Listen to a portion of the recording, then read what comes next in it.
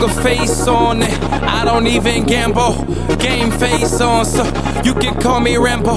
CNC notes, Alicia Keys piano. I'm about to shut this motherfucker down like a scandal. I went from niggas trying to hold me down to running the town. The speed of sound, can't see the ground. So fucking high, can't even lie. My head bigger than the motherfucking sky. Cause I'm killing these niggas. I deserve the death sentence. I be all over these beats like a jury on the witness. If they said I wasn't shitting, they was probably constipated off my fucking dick. Is what you should be contemplating. Look, I'm a fucking pro and you just the average Joe trying to jack a nigga swag, but you can't pay for that. And truthfully it's sad, I got it locked Alcatraz. These little bug niggas, all they do is drop trash. Go right and tell them motherfuckers I'm already activated, so it's way too late, too late.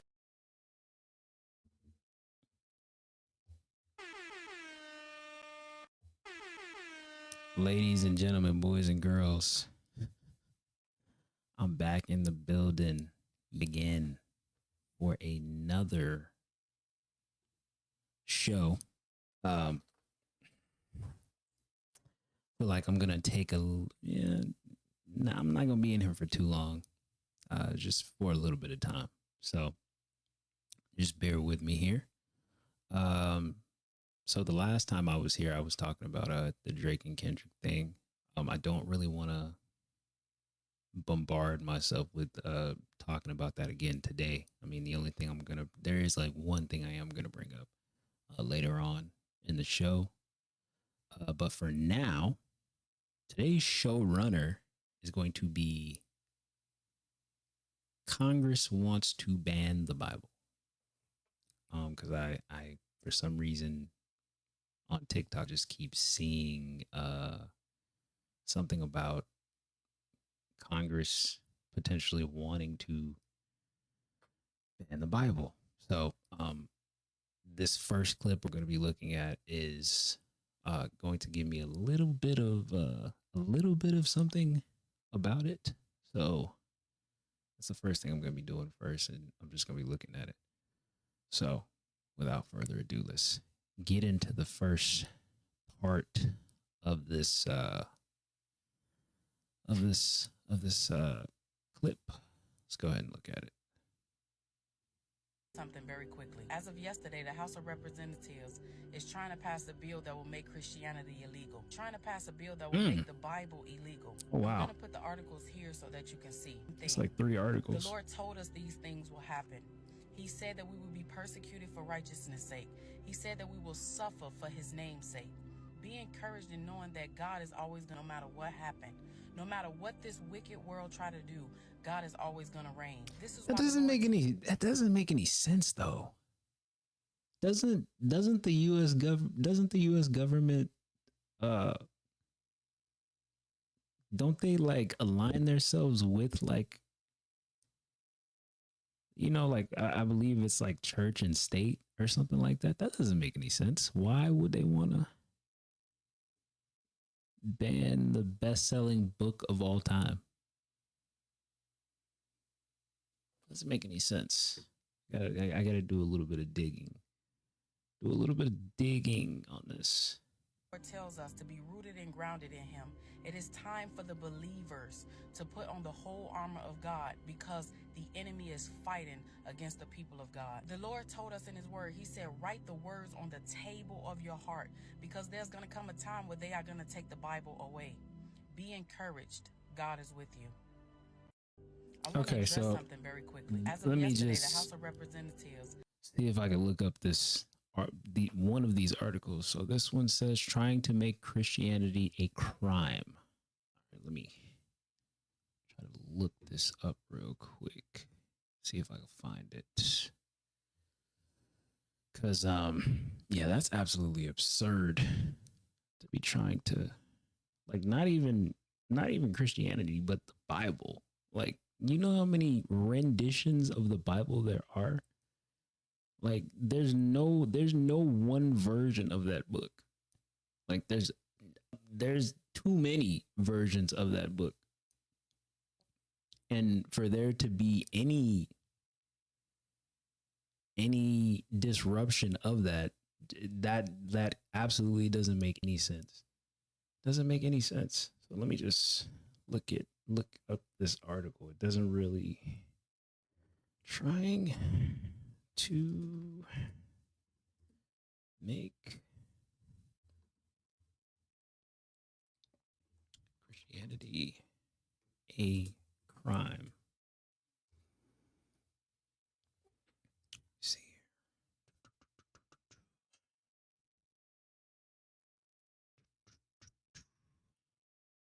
here. Okay. Not really seeing any article that has to do with this right here.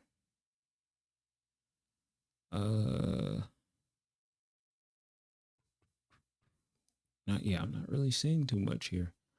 Okay, this one right here says America is facing a threat of biblical proportion, the rise of Christian nationalism.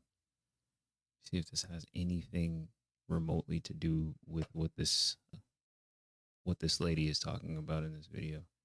This week brought two chilling reminders that despite America's constitutional commitment to secular government, Christian nationalism is thriving. The resurgence of Christian national. Yeah, no, this has nothing to do with that. Okay. Okay, let me just keep playing her video because I can't find that article, that specific article. Is trying to pass a bill that will make Christianity illegal. Trying to pass a bill that will make the Bible illegal. Okay, did the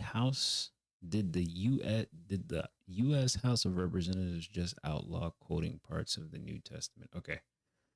I'm gonna go try to find this right now because right now, not really having any luck finding this specific topic. Maybe that's on purpose. Maybe they don't to be researched. I don't know. Let's see. Just make quoting Bible illegal. Let's see what that brings up. See what that brings up. Okay, there's a New York Times article here about something. Yeah, it says it's an anti-Semitism bill. Okay. Oh, yeah, there's a bill that is being proposed to restore religious freedom. There's that. Okay, let me see here. Okay, so bill to combat anti-Semitism on campuses prompts backlash from the right. Okay, yeah, I don't think that's it either. Okay, I think this is it. Okay, the controversy surrounding the anti-Semitism bill explained. Let me see. A bill that would codify the definition of anti-Semitism on university campuses. Okay. I'm aware of that. That's been said. Let me see here. I'm not really getting a lot that has to do with the actual bill explaining anything about the Bible being banned. So could this just be a misinterpretation, or what am I looking at here? Let me see.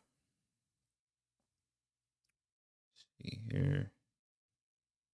Okay, so okay. All right. So a bill that despite overwhelming support for the Anti-Semitism Awareness Act in the House, where it passed last week on a 320-91 vote, the bill drew criticism from both sides of the aisle, with some Republicans saying it could up Christian biblical teachings and some Democrats saying it infringes on free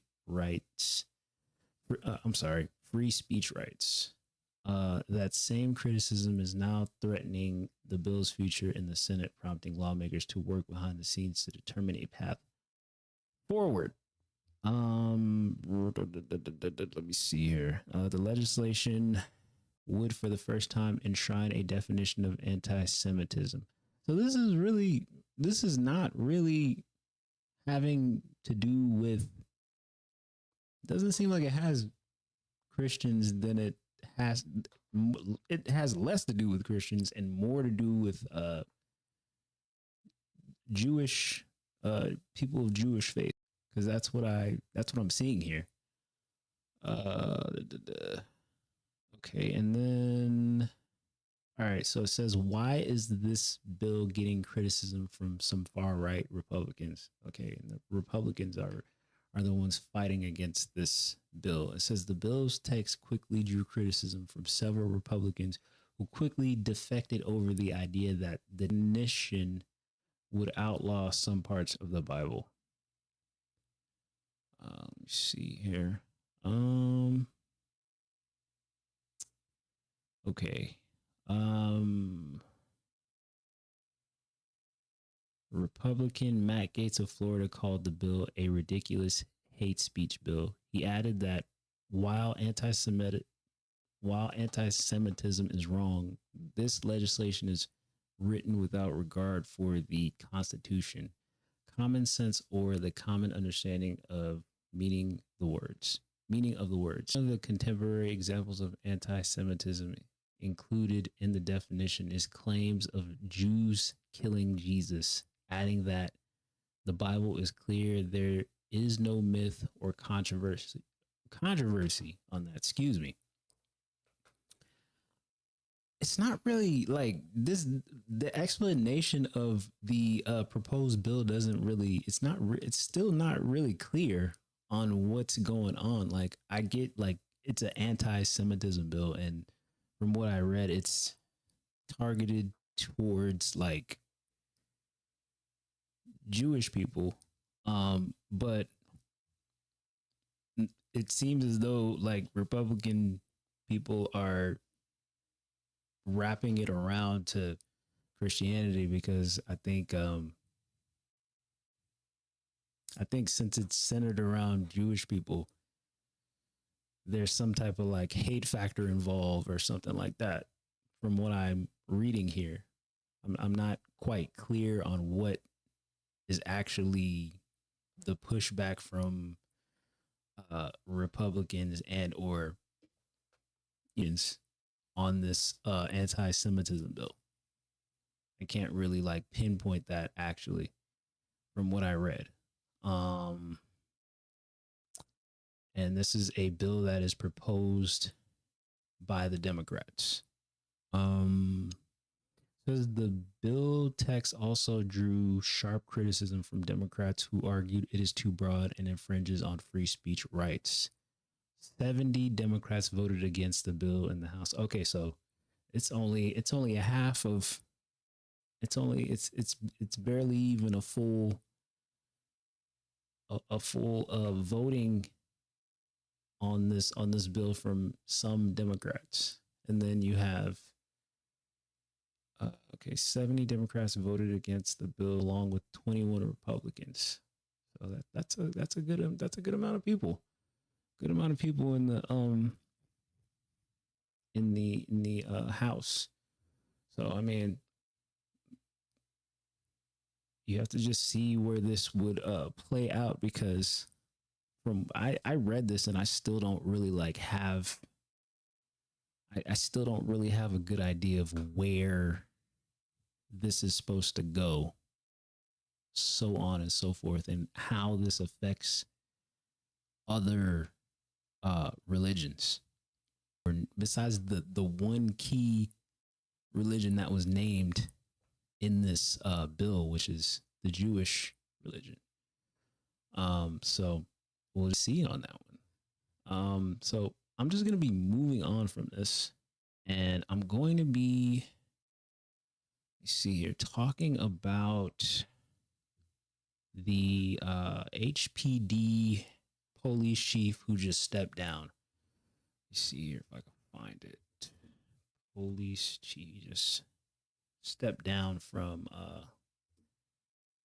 believe he was the police chief for quite a very long time, and he just stepped down. Chief Troy Finner, if I'm not mistaken, that's how you say his name. Let me see if I could bring this down right here. Let me see. Hold on. Hold on. Where are you? Where you at? Where you at? Can you even see that? No, you can't see it. Let me see. Hold up. Is this it right here? Let me see.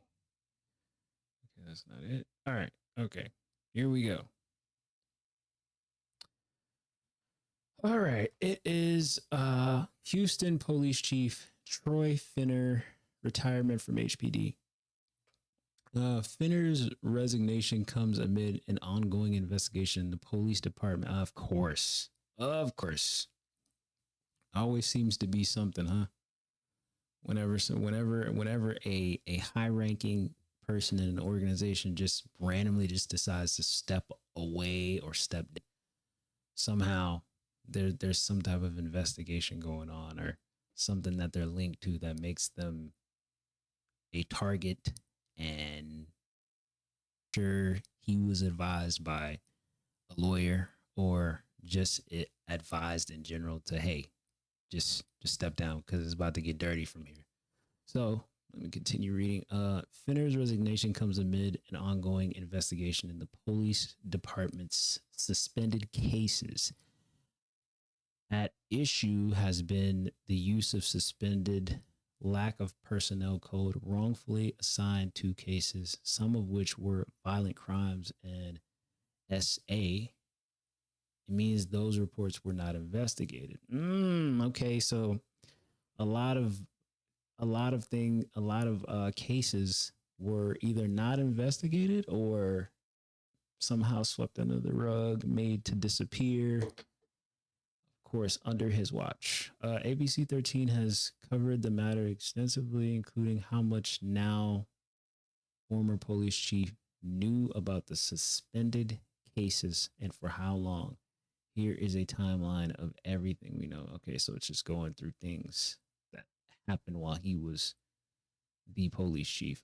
Suspended, lack of personnel code created. It's in 2016. March 20 was approved to become Houston's next police chief, handpicked by then Mayor Sylvester Turner to replace Art Acevedo. Of course, I know who that is. I remember who that police chief was, who left to lead the Miami Police Department. This is when 2021 November. This is when Finner said he told his staff to stop using the code. Oh, okay. Yeah, this is where things start to get bad. 2024 February, Finner shared when he learned about the suspicion of A cases due to lack of staff. A little more than a week later, the public learned that there are hundreds of thousands of suspended cases. The police, February 2024, the police department assembled a team to investigate. The next day, a memo went out to stop using the code. 7th, 2024, 2 HPD assistant chiefs were demoted as the department investigated why 260,000 incidents were labeled suspended. Ooh, man. Somebody's in trouble. 260,000 incidents. Whoa.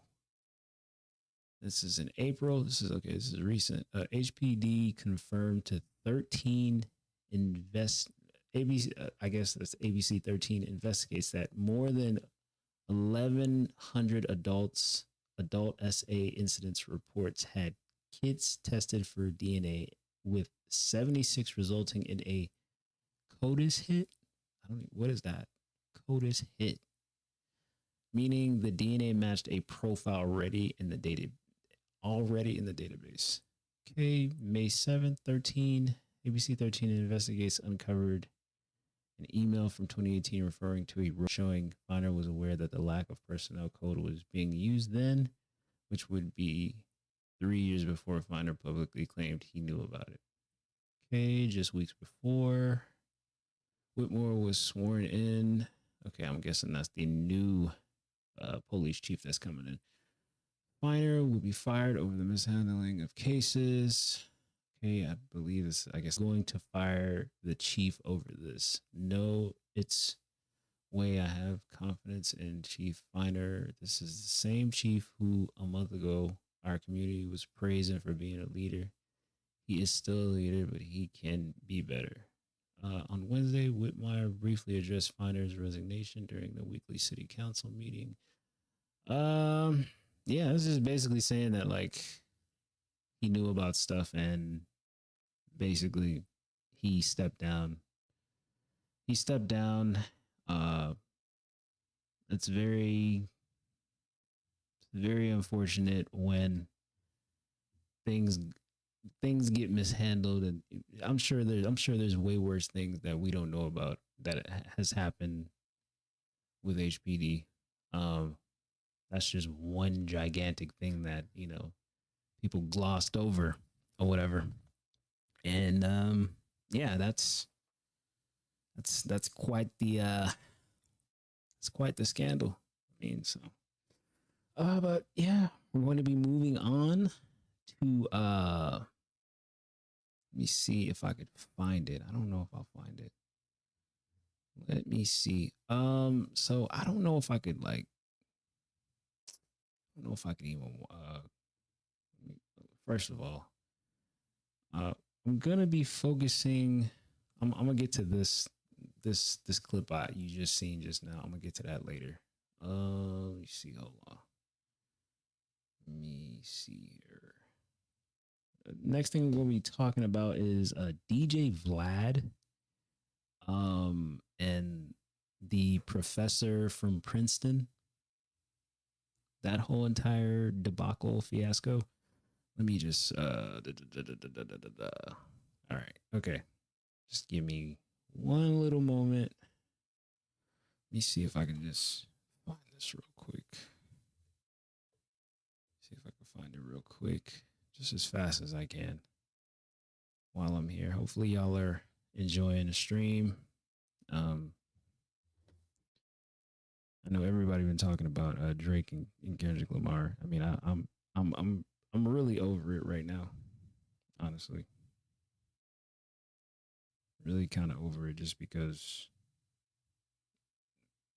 the thing that makes the Drake and Kendrick Lamar thing so infuriating is that like people, especially OVO fans, just don't are in like complete delusional denial land. Like, if this was a thing where Kendrick Lamar was the one not putting out enough music, they would like absolutely say, hey, yeah, Drake, like you would know that Drake won, right? But it's like when somebody is like presented to you over and over and over and very often, and you know, that's not to say that he's just like somebody who's just like force fed to the public, but I mean that's really what it is. When somebody like him is force fed to the public, great musician, great, you know, he's great. He's great for what he does. He's great for what he does as a artist. You know, there's a medium, there's a there's a class of people who his music is for, right? And there's no problem with that. The problem is when you start to equate something like what he rap music, hip hop music, and you have to know the difference between rap music and hip hop music. Hip hop is your authentic rhyming, your authentic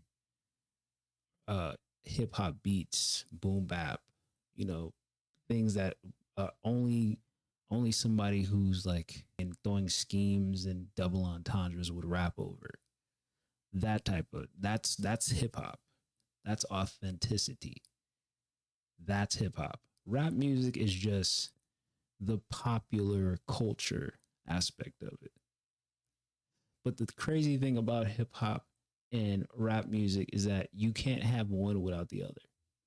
You can't we can't just have hip hop because it would be boring. It would be boring. Who wants to hear who wants to hear nothing but boom bap beats and niggas rhyming double entendres where you have to go back and listen 70,000 times to figure out what somebody, right? And then you just can't have rap by itself because that would be boring as hell too. Who wants to hear a damn rapper singing the whole time? Wants to hear a rapper going over auto-tune all the time? Who wants to hear a rapper talking about going to the strip club 5,000 times in 20 songs? Who wants to hear that? It's boring. So you have to have a common ground for both of them. And I feel like that's what it is for Drake. He's a common ground for somebody in which he's a pop rapper, but he's able to go over to the hip hop side and be able to like actually rap good, you know, at some points. So I just think people just need to stop being in denial, stop making I saw on Twitter still talking about Kendrick Lamar being a woman beater. Like, bro, knock it off. Knock it off. Just accept the loss. Drake lost. He lost. Does that mean he's never gonna make music again because he lost a rap beef? No. That man is a millionaire. He's a millionaire. He's a millionaire. He has a presidential looking house, and I am gonna get into that whole thing that happened with him later on. I'm still trying to find the DJ VLAD stuff. Give me a second here. Still trying to find the DJ VLAD stuff. How do I log out of my log out on here? Let's see here. That's crazy. I don't know how to log out on here. I've never had to log out on Twitter before on my phone. I don't know how to log out on here. I'll just go look for it on Instagram. I think that's better. Just to go find it on there. Let me go see. Instagram. DJ VLAD. Princeton. Professor. Okay. I think this is it right here.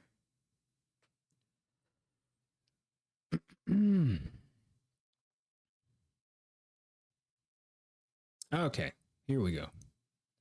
This should be it, right? Yeah, okay. VLAD, okay, so I'm just going to read what's going on. So it says DJ VLAD has come under fire after threatening to have a Princeton professor fired from her job following a disagreement over the heated rap battle between Kendrick Lamar and Drake.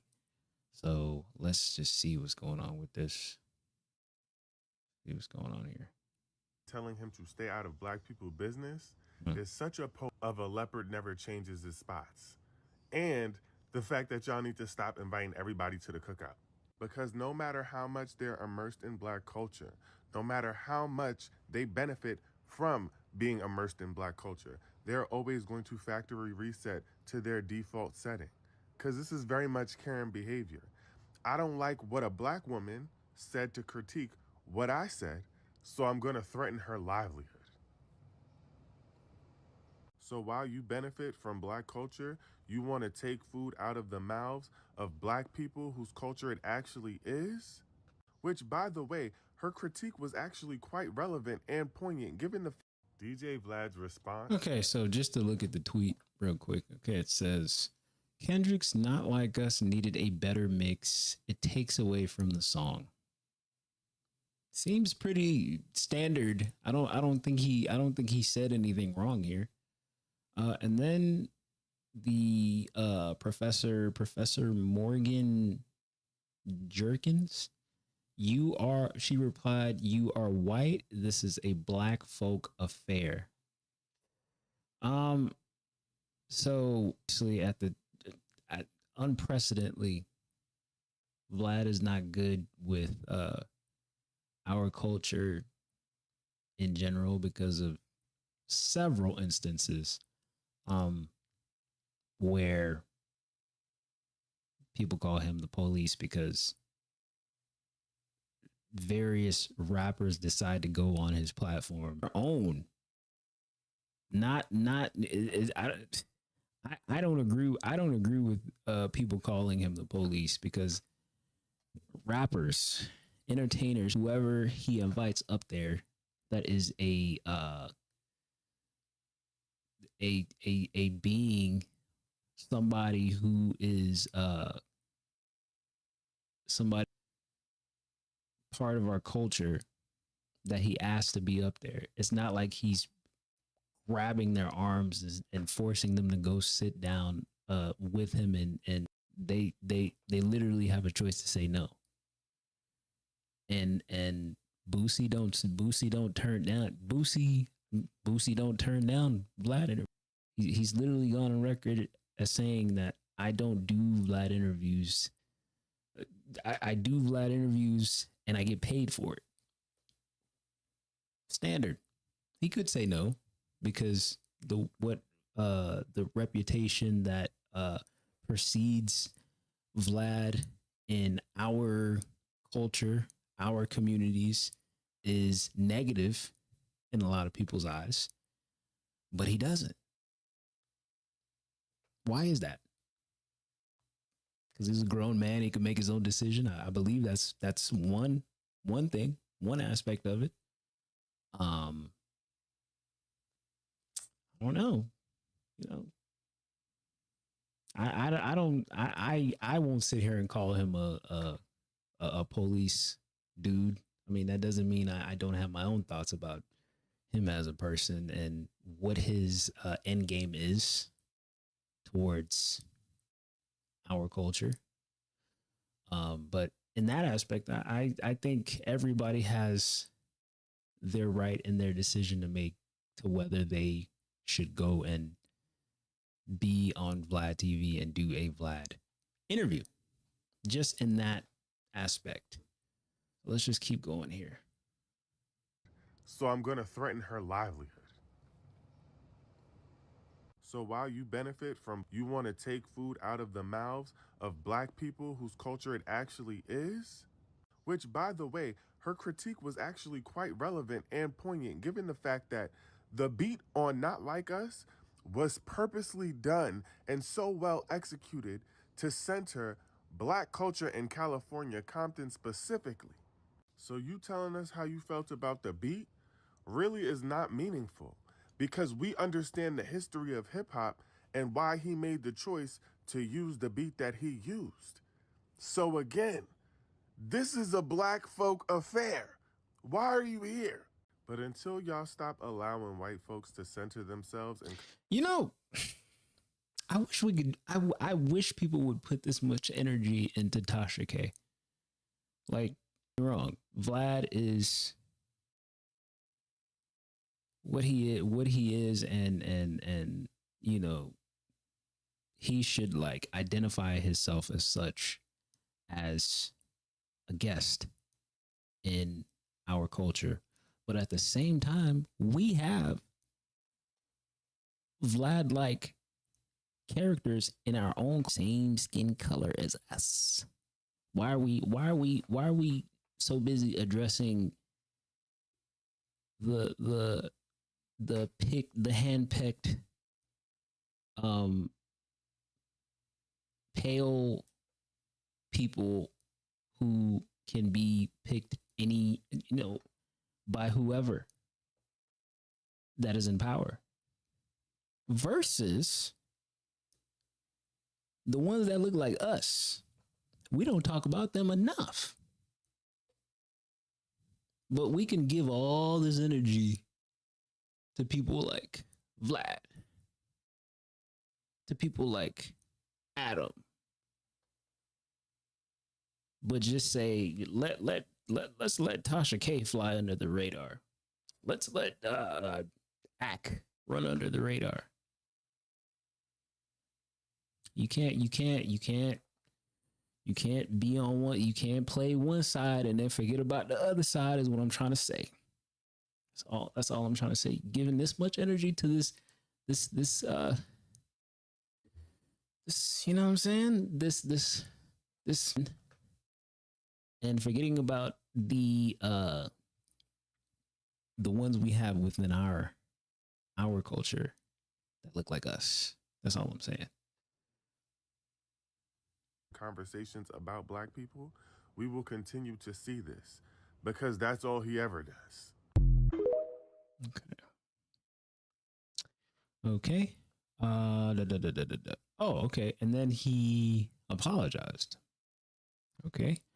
So it says, since it's Monday, let me clear the air and state that I never had any intention of filing a complaint to Princeton for former President Morgan Jerkins, saying that white people aren't allowed to comment on Kendrick Lamar's music. She trolled me and I trolled back. At the end of the day, it created an interesting discussion about race relations in America. I will be discussing it further in my future interviews. Okay, and then she replied and said, a lie. He tagged my employer multiple times with the intention to professionally harm me. I didn't troll. I centered black people in a discussion on hip hop, told him to stand down because at his space, he's backtracking because he miscalculated. By the way, stop contacting my family. Damn. DJ Vlad contacting her family. That's crazy. And actually he's backtracking because he's getting so much the culture is crowding around him. The public in this culture is crowding around him and being like, yeah, you're wrong. You're wrong for doing what you did. And we caught you in 4K. Can't go back on it now. That's basically what's going on here.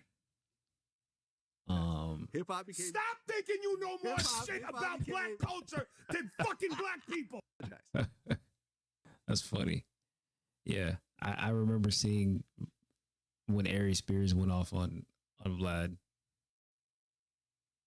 He's another one that needs to stop. Like, I respect people like Godfrey and Lord Jamar for, disassociating themselves from him because of, what went on with the whole Farrakhan thing, and him miss Farrakhan. I know that's a lot.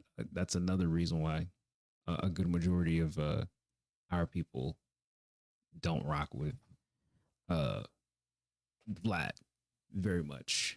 Let me see here. It says, and DJ Vlad is exactly why we gatekeep you white boys. You white boys is too comfortable profiting off the culture that black people created as an avenue to express ourselves in the midst of systematic oppression. This ish was never for y'all.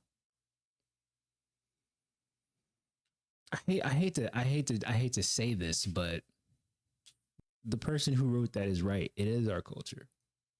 One thing y'all are going to have to continue to remember is that while it is our culture, it's those, I won't even put it on a specific race. It's those in power who control what goes in it.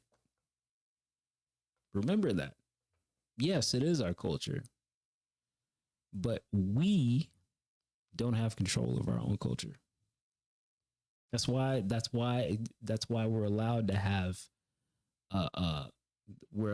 certain rappers who we never voted to bring in and make famous. There are certain singers who we ourselves immersed in this culture didn't vote in to become famous. Streamers, YouTubers, whatever. There are people who are put in positions that we never said yes to. Why is that? Because we don't control our own. We this is our culture, but we don't have the control over our culture of what comes in and what is pushed away. I'm just saying. Okay, so all right. Man, it's a lot of slander, They're on this man's head top. Okay, so Screwface Gene, shout out to him. He is a rapper. It says, no matter who you got winning, one thing we can all agree on is F DJ Vlad. Yeah, that's true. Mark Lamont Hill said, no, Vlad, this doesn't clear the air. You're literally arguing that you were weaponizing your power and privilege to threaten a black woman's job. And why? Because she criticized you on Twitter about your power and privilege. You could have disagreed with Morgan Jerkins' stance. Yeah, they going in on him. It's a lot, bro. A lot. Yeah. And I'm sure it's way more than that. But just Vlad as a person, man. If he wasn't so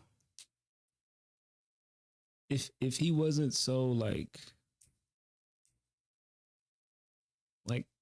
if he wasn't trying to like insert himself on every topic that had to do with us, I think, and just identify that, hey, I'm a guest, I think he wouldn't have these problems. He wouldn't have these problems. That's number one.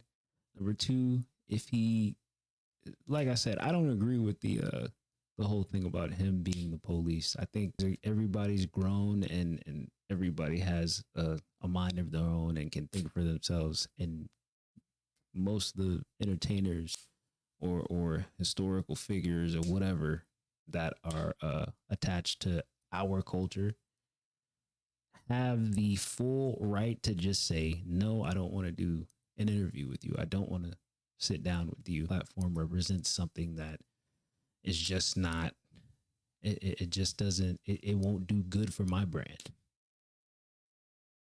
So that's how I feel about it.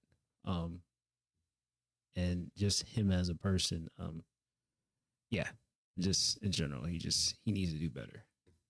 He needs to do better as a culture. He needs to do better. So, yeah, I'm going to be moving on to Drake's home invasion. Let me see if I could like find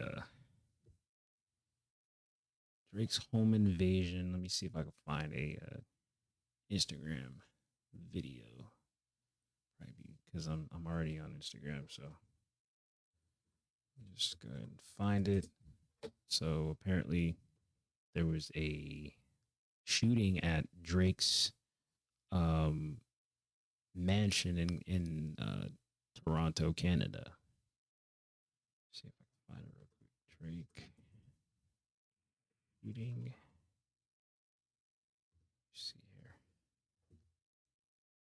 Let me see here what we got going on with this. This is from TMZ. I'd rather something else. Let me see. I'd rather something else. I'd rather their local news. Canada's local news. No, that's definitely not gonna work for me.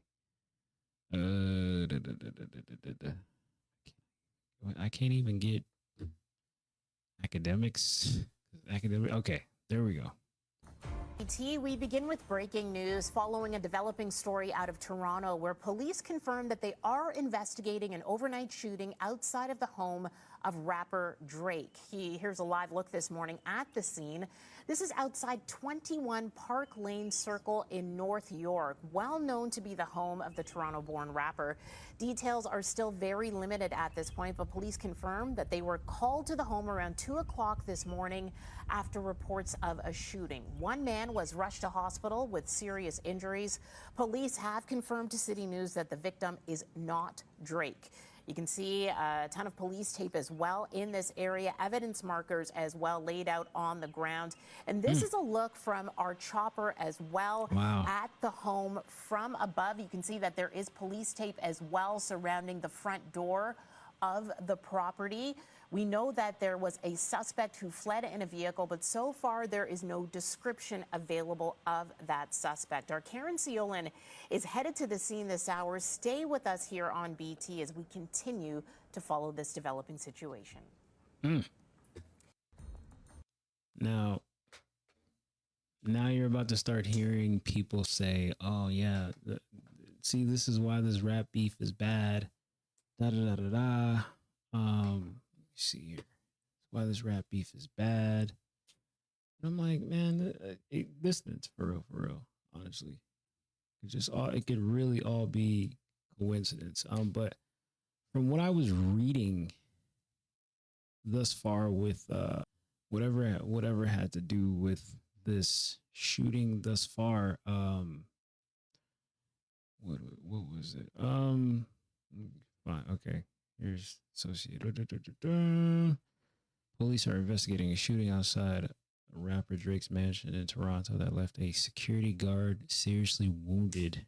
Okay, so a security guard was shot at. Okay. Authorities did not confirm whether Drake was at home at the time of the shooting, but said his team is cooperating. Shooting happened around 2 a.m. Tuesday in the affluent Brittle Path neighborhood of Toronto. Toronto police inspector said video of shooting had been recovered. Whose wounded remains hospitalized. Okay. The investigator was asked whether the feud was factor in the shooting, meaning like the beef with Kendrick. While he said investigators are aware of it, it was too early to discuss the motive. So from what I was I read about this on the actual day that it happened. Speculation having to do with EXO, which is the Weeknd's label, and them allegedly potentially being that having to do with it. But you also want to take into effect that it could just be some crazy fan who doesn't like Drake, who lives in Toronto, who just wanted to try something. I feel like that could be a factor because a person who lives in Toronto is a fan of Drake like that. So I'm feeling like that could be a motive because the person is in custody and it's just like a random. I feel like it's just like a random occurrence of just some crazy fan just trying to get to his house and try something.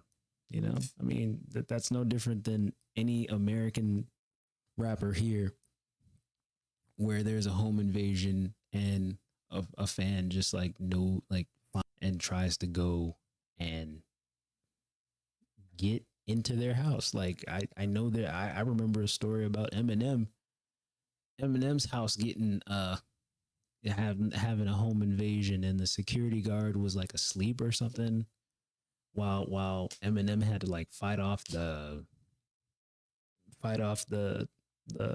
bus and was, I don't know if he was trying to rob the place or what, but he found his house and went there,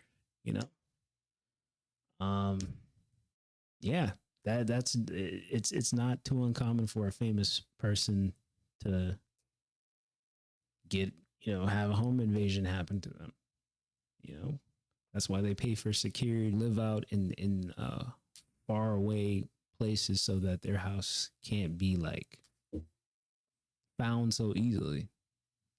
So, but salute to,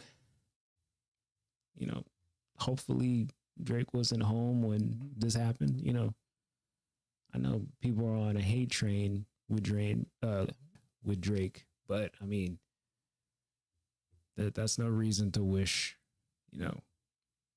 anything on him like that, even if you don't like the man. Whether you love the man, whether you hate the man, he's a human being just like you. So that's how I feel about that. Gonna be moving on to see if I can find it real quickly here. Let me try to find this real quick. I'm going to be talking about Pastor Keon Henderson and his wife, Shawnee Henderson, better yet, formerly known as Shawnee O'Neal, the ex-wife of basketball player Shaquille O'Neal. So there's like two things that happened. So the first thing I'm going to be looking at, I'm going to be focusing on Pastor Keon Henderson. He is I believe you would call him the senior pastor of the church. I don't want to get it wrong. Let me look it up really quickly here.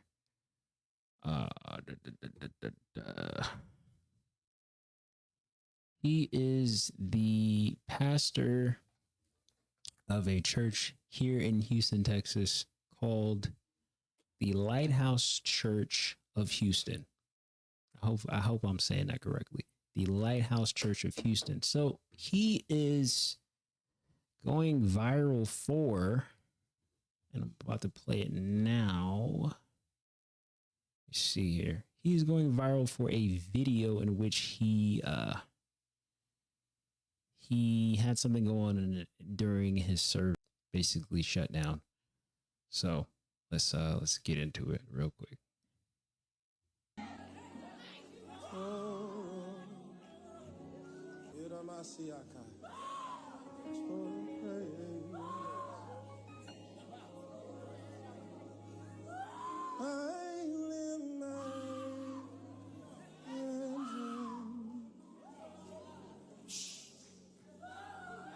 Hey.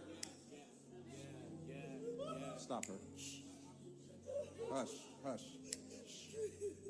Silence in the name of Jesus. I lift my hands into the only voice I want heard is his. So praise.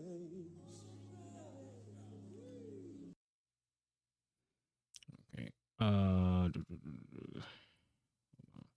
Now, that is going viral.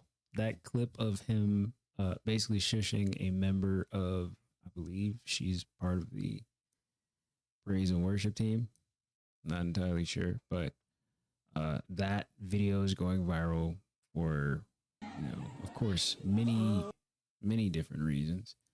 But, the main reason being that, she was being extra. Other people would say that when it has to do with the Holy Spirit, when it has to do with, the Holy Spirit being present at that very moment in that church, or in any church for that matter, the screaming will come out, because it's like, it's not really something I can explain, really. It's just like, it's just the Spirit just flowing, and it's just depending on how you look at it. If you're just screaming to be screaming, then that deserves some discernment. But if it's like authentic and real, and that's really you, like you really caught the Holy Spirit is really in you, then I would be on the other side of the controversy, saying that no, that was wrong, that he shouldn't have shushed her. He shouldn't have shushed her. So we're gonna be looking. Let me see here. I'm gonna be not really gonna like. Let me see here. So he's responding to the. Let me see here. I'm not really gonna play it. I'm just let me put it on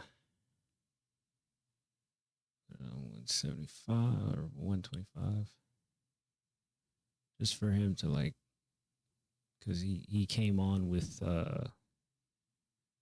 Shawnee, his wife Shawnee. So let me see what he says about it. Well, don't man me.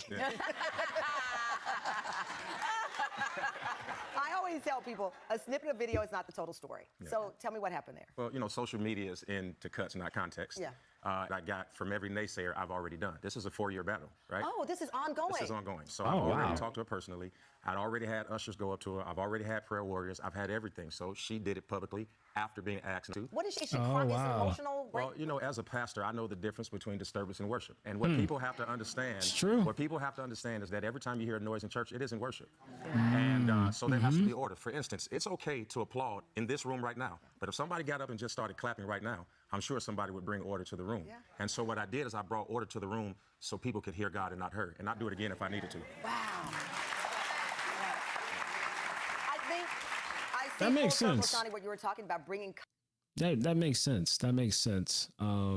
Because like from a standpoint, it makes like people who are outside of the church and looking at broadcasts of the church, and you hear somebody screaming, it's like it makes the church looks like it makes that church look, they can't control, like they can't like have order when somebody's just sitting there, especially somebody who's like on stage just sitting up there screaming, you know, like, and then they've asked them asking her not to do it multiple times, like you should be coached, you know, to like, you know, you should like have sessions and prayer meetings to like, you know, bring out that whatever that is distracting you from bringing yourself like closer to the presence of God, because of, like he said, there are things that are of the Spirit, and then there are things that are not of the Spirit that goes on in a church. And I know that I know about that. When you go to a certain church and you hear people, you hear the pastor delivering the word, and people talking about take your time, pastor, and all of that. Like, what is that? Let that man preach the word. You missing out on the word because you sitting up there talking while he's talking. Like, what is that? What is that? People doing cartwheels or flips in the church? Like, it's definitely a lot of things in the church that do need this same level of, like, you know, confrontation from pastors. You know, I totally agree with what he's talking about. Yeah, totally agree with what he's talking about. Let me see here. I'm going to be segueing to some comments that his wife, Shawnee O'Neal, made about her ex-husband Shaq. Let me see if I can look that up. Maybe I can find it here. I really can't believe that's really some big news. Things happen in the church all the time that ain't supposed to happen, and that's the one thing that people just pick out and just say, "Hey, yeah, he's mean. He shouldn't have did that." Like, he's mean. He shouldn't have did that. And I'm sure even after he just gave that explanation of why he did what he did, and him having to like deal with this ongoing battle of trying to keep some type of sacredness and properness in his church, I'm sure people are still, oh, he was mean. He shouldn't have did that. Oh, the holy, she's in the presence of the Holy Spirit. How dare he tell her to stop? Like, come on, man. Come on, man. You gotta be real with yourself. Got to be real with yourself. If you're okay with people sitting in the church making noise, you're a part of the problem. Especially if they're distracting from what the pastor is trying, the word the pastor is trying to deliver and put on all of our hearts, all of our souls, At the end of it all, the pastor is not God, not Jesus. He's just delivering the word that God gave him, So that's how I feel about it. Let me see here. Okay, so apparently, okay, so let's just use the New York Post.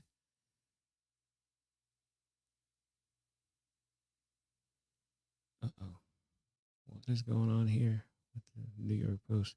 Okay, so it says Shaq responds to ex-wife Shawnee Henderson writing in book she wasn't in love with him. Okay, so this is why I decided I wanted to segue to his wife. Okay, so she wrote a book. Shawnee Henderson, excuse me. She wrote a book about I didn't say write a book about, excuse me. Sorry. Russian here. Shawnee Henderson wrote a book. I believe it came out this week, titled Undefeated, Changing the Rules and Winning on My Own Terms. So there's a little bit of controversy because of something she said that had to do with her not being in love with her last relationship, which was with Shaquille O'Neal. Shaquille O'Neal has responded to a book excerpt in which his ex-wife admitted she might have never been in love with the NBA legend. So we're just going to look at this first. Okay. Shawnee Henderson saw the signs of her marriage with Shaquille O'Neal beginning to crumble long before their divorce rocked the sport and entertainment world in 2011. Henderson, the creator of VH1's reality series Basketball Wives, explained what went wrong in their marriage, which played out during O'Neal's star-studded Lakers days in her book, Undefeated Change on My Own Terms, which is out now. I enjoyed, quote, this is from her book. It says, I enjoyed those early years being a mother and raising my children. My days were always busy with kids and family, and every now and then I got to travel or enjoy a little of the NBA high life. But invisibly, my marriage was beginning to crumble. Henderson, now 49, wrote, see, as I've written, it wasn't obvious early on. You know how when you first get sick and the symptoms are so mild that you're not even sure you are sick. That's how things were in the early years. I was busy and happy and didn't notice what was going on. But as the disease progressed, the symptoms became harder and harder to ignore. Henderson and O'Neal got married at the Beverly Hilton Hotel mid-season in December 2002. They got married at a hotel? So random.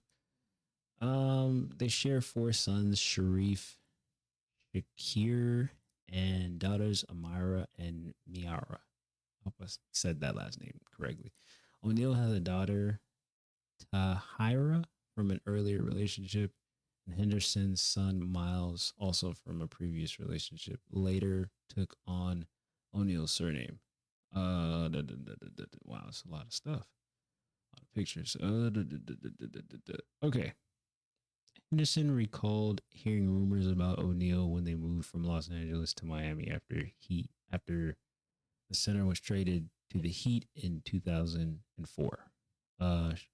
Take Shaquille's habit of going missing. Henderson, who has since remarried, recalled, "Our chef did all the grocery shopping.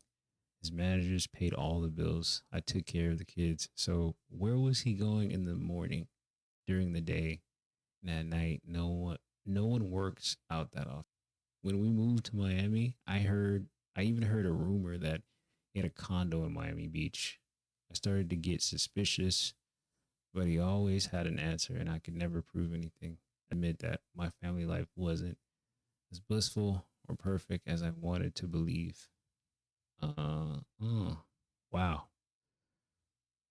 It's crazy that she's this vulnerable in a book about him.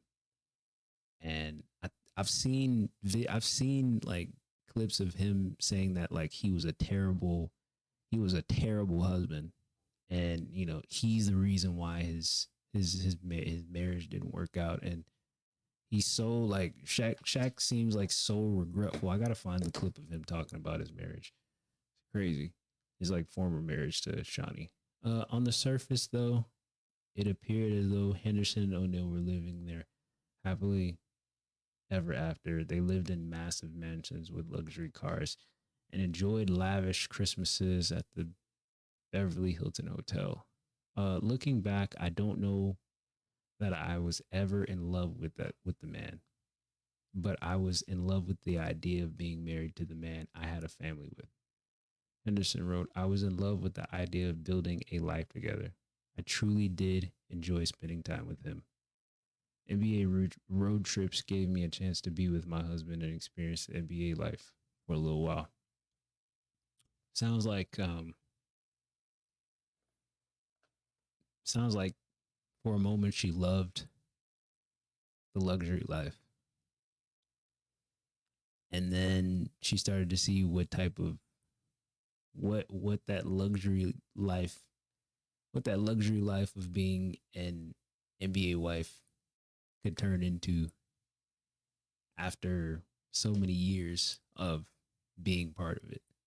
That's what I get from what she put down here. And then on another aspect, I'm just kind of like, well, if you were unhappy, why didn't you just leave or like talk to you or something? Like why pretend to be in love with somebody, even if they got money? There's not enough money in the world to make two people have real feelings for each other. Money can do a lot of things, but money can't buy you happiness. Money can't bring you money can't buy you love. Money can't cure a bad heart. A lot of things, but it can't bring you love. It can't buy you love. It can't cure somebody's heart. It can't, and I think I get what, I think I get her sentiment here. Like I said, I gotta find the clip of talking about his marriage, because like he himself is just like looking, like reflecting back on it. He's just like, man, I was terrible. I was really an awful human being to somebody I loved. Let me see if I can find it. I think this is it right here. This is the clip right here. You see it.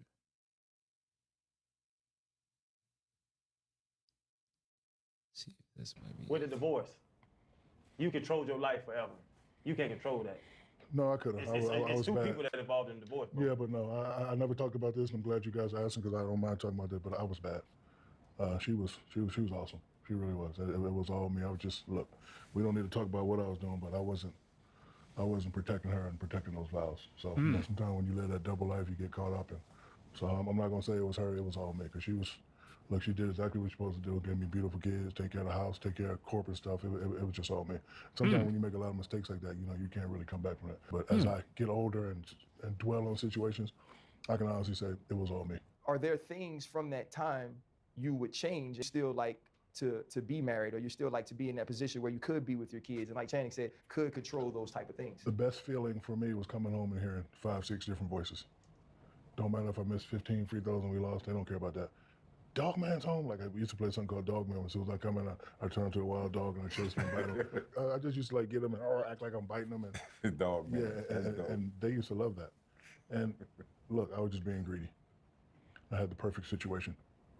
Wife was finer than a mug. Kept giving me babies, still finer than a mug. I had it all. Just sometimes and I don't make excuses. I know I messed up. And then, you know, when I didn't have that, I don't like to use the D word because I don't really know what it is, but I was lost. 76,000 square foot house by yourself. Lost. No kids. Go to the gym. Nobody's playing in the gym. You go to their room. Nobody's there. Money don't cure loneliness, man. Feel it, you know. But I said to myself, okay, you're not married, but you still have to protect and provide for this family. Get your ass up, man up. Let's go. What you gonna do next? Because, you know, may not be a husband, but I'm always be a father, and the father's job is to protect, provide, and love. So from that clip alone, it's just like, man, he's very regretful. He's very, very, very, very, very regretful. Very, very, very. He's very regretful of the things that he did. I mean, very regretful. I don't feel like, you know, that should just be regurgitated over and over and over and over again. But I mean, you know, there should be an avenue for her side of the story, you know. Well, I'm sure there's more to how she felt about him as a person, you know, with what was going on. And then even here, he even responds to the stuff in the book, and it says here, I understand. I wouldn't have been in love wishing you all. He's so positive, you know. I mean, because I'm sure, you know, he like in that video clip, he like growing is understanding that I'm the problem. I did things that I can't come back from, and looking like from future you looking back at past you, that's growth. That's growth. I'm sure another version of him would have been like, man, F you, B, saying a whole bunch of stuff. But I mean, he's made it to a point in his life where he's accepting and just more positive about things. So I like that aspect of things. And I think I got one more thing. I don't even want to talk about the Met Gala. Met Gala happens every year, and I never, like, we look at celebrities go to they call it a dinner. They call it a dinner. Matter of fact, let me look it up real quick. I'm not even going to waste time. I'm not going to waste too much time on it. This is the very last thing I'm talking about. I'm going to get here. The Met Gala. Isn't it funny how they show us they show what goes on outside in the Met Gala, but they never show what's going on inside the Met Gala. They never show what goes on in the Met Gala. What are they hiding from us that we shouldn't be we shouldn't see?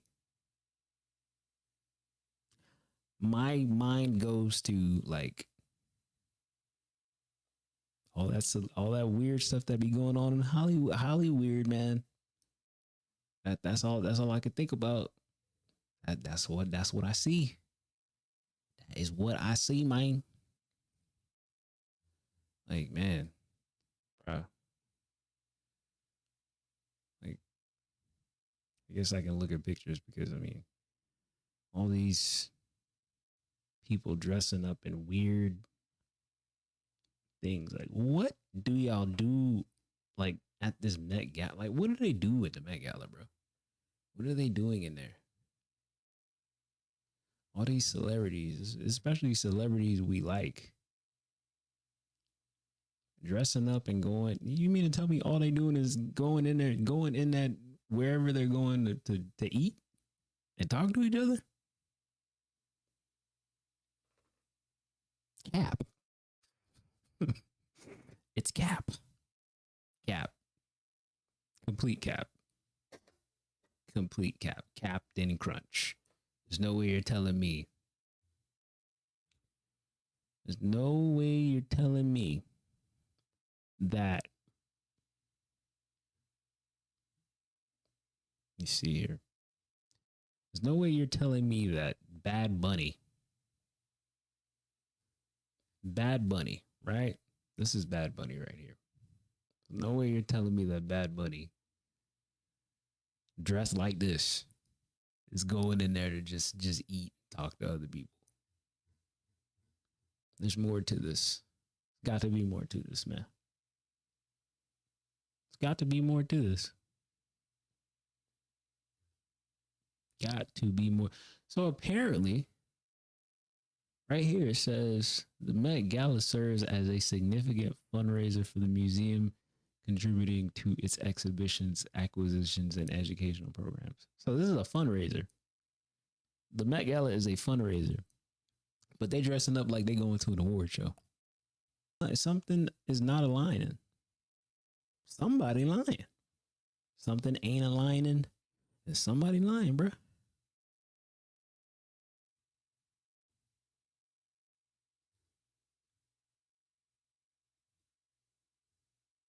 Something just don't seem right. A fundraiser that looks like an award show from the outside, with all these people, all these celebrities dressing up to go to a fundraiser. What exactly are they really doing inside there that would constitute it to be a fundraiser? They must be auctioning off something, but it ain't. They ain't no priceless artifacts. They donate money. They donate money in exchange for something. Got to be. But yeah, man, I'm gonna just leave it right there. Put a pin in it. Come back to it another time, because I think I believe I've done a show about the Met Gala before in my past podcast days where I didn't show my face. So, I will be signing off. You guys enjoy the rest of your night, day, weekend. Salute to those who are coming back from work. Salute to those who are going to work. Salute to those who don't have a job. Salute to those people who got side hustles, doing whatever to keep the kitchen lights on. Y'all take it easy, man. I'm out of here.